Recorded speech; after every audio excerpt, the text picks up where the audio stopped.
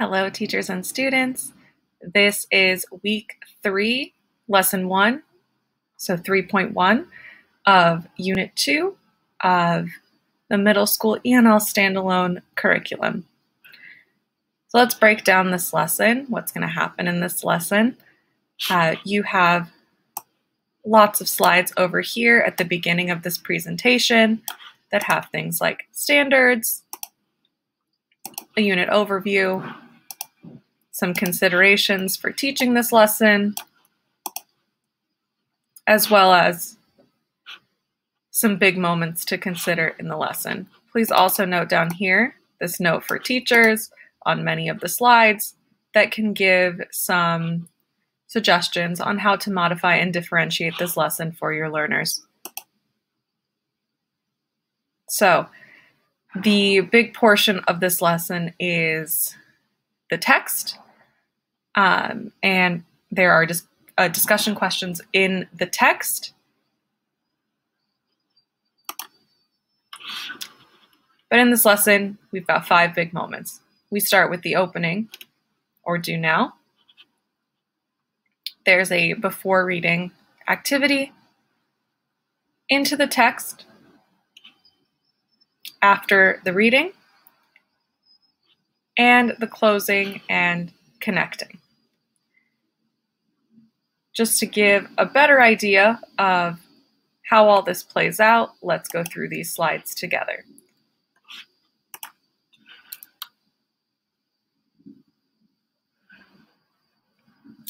So the first slide that your students will see is the opening or do now. They'll analyze this image and do a see, think, wonder with some sentence stems. Next, you'll go to the before reading, where they'll fill out the vocabulary words into the blanks to create some possible sentences from the text.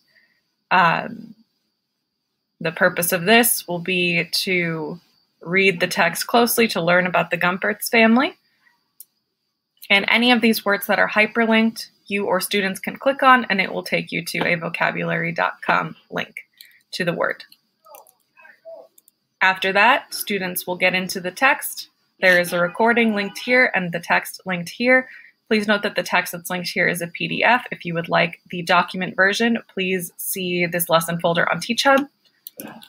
The students will also do a double entry journal, which you might consider handling a few different ways, and I'll go over that in the tech considerations for how would be easiest for your students to fill this out. After that, students will do a writing activity in the perspective of Natalie. So, who is she? To what audience is she writing to? What is the general format, as well as the topic? So this might be a good place to model for your learners if they would have trouble starting that themselves. At the end of the lesson, you'll see these closing and connecting questions. You can select which questions you think would be most pertinent for your students, and as we'll speak about in the tech considerations in 1 second, how you would integrate that into your lesson documents. So students will produce writing at several points during the lesson. So the opening and do now and the before reading possible sentences will be covered in this video. And then it's on to teachers and students. So the text annotation, double entry journal, after reading RAFT writing, and closing and connecting questions will be student and teacher led. So as I mentioned before, the text presented in the presentation is a PDF link, and teachers can assign that PDF using tools like Kami or Markup or other PDF marking tools for students to annotate. The document version is also available along with the audio file on TeachHub in the lesson folder. Teachers can add extra slides in Google Slides before assigning to students, so by making a copy of the presentation and adding in slides for students to type. It also may be helpful to create a Google document that houses all of the writing elements for this lesson and any necessary scaffolds for students to follow along throughout. And teachers may choose questions from the closing and connection to have their students interact with. This can go on the Google Doc. This can go on the Google Slides. You know your students best. So if you think about which questions would start the best conversation or best suit their level. All of those questions are there available for you on this slide. And this will be the last slide in the student-led presentation. All right, so let's get into it. Let's start our lesson together. So our unit is New York City, a city of immigrants. Week 3, the Gumpert's family. Our essential question, how do families contribute to a community? How do families contribute to a community? So the text that we will be reading later today in this lesson is called A German Neighborhood. This is an informational text. Can someone please read our lesson objectives?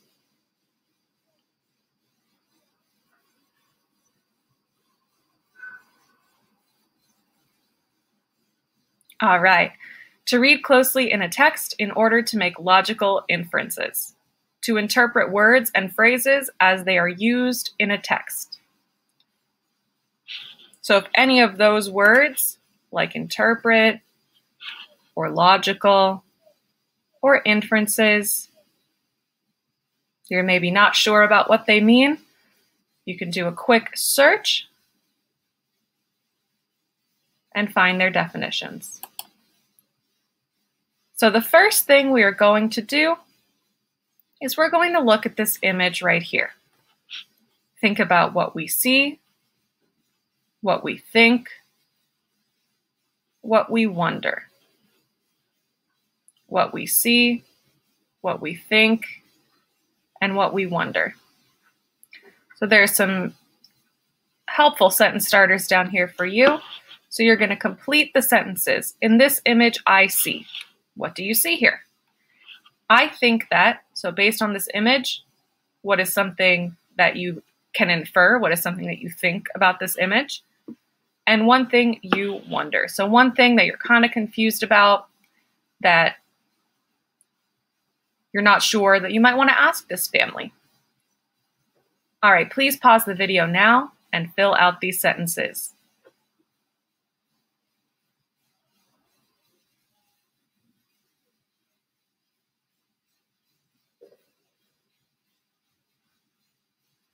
All right. So here are some sentences that I wrote about this photo. In this image, I see clothes hanging. So right here, we've got some clothes hanging. They probably just got washed, I can imagine. In this image, I see plates on the table. So here are some plates. In this image, I see a cupboard on the wall. So right here, they're storing some of their cups and bowls. In this image, I see that the walls are blue. So I'm looking at the walls, and they look like they're blue here. I think that a family lives here. So it looks like there's more than one plate, looks like there's more than one piece of clothing. So it looks like a family lives here. And I can also see from this caption down here, so this information about the photo, that this is the Gumpert's family kitchen. So I am thinking that a family lives here. I think that there is not much light in the room. So I see these lamps right here and here, but I don't see any windows. So I don't think that there's very much light in the room. And one thing I wonder is if the family is getting ready for dinner. So I see the plates on the table, wondering maybe it's time for them to eat because I see some food in the middle of the table. And one thing I wonder as well is how many people live here in this house. So there's a few plates on the table, but I want to know how many people live in this house.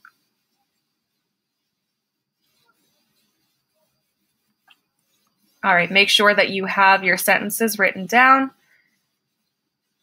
on whatever your teacher would like you to have them written down.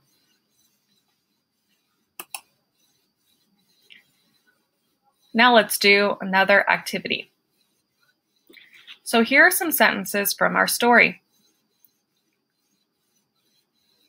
We have missing words down here. and we are going to put those missing words in the blanks where they belong.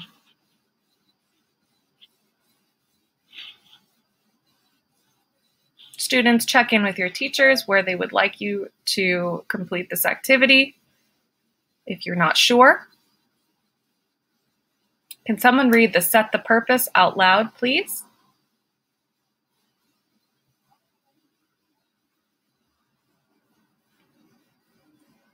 Thank you.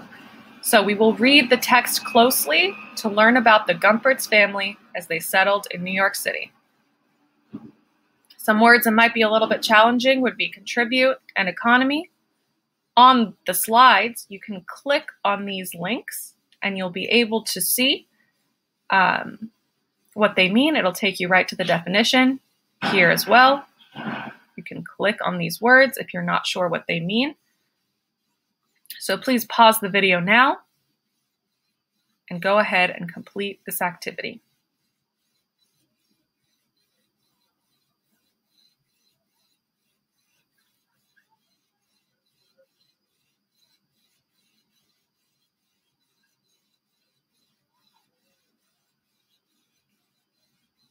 All right, you will go over those with your teacher a little bit later. All right, now we get to the fun part. This is your turn in the lesson. So we're going to start out with the text now. You can listen to a recording of the text, and you'll respond to the guiding questions that are written inside of the text. And then using this double entry journal, you'll choose sections of the text that are interesting to you and add your thoughts or reactions on the other side. So if you found a quote interesting, you could copy that into this column and then write your thoughts and reactions into this column. After this, you may be able to check in with your classmates about whether or not they chose similar or different sections of the text and whether or not you had the same reactions. Once you're done with this, your teacher will take you through a writing activity. So you will write a little paragraph in Natalie's perspective. And there's some examples of what you could write about a person. And then that'll be the end of our lesson. So your teacher might have a few questions like these for you to answer at the end of your lesson.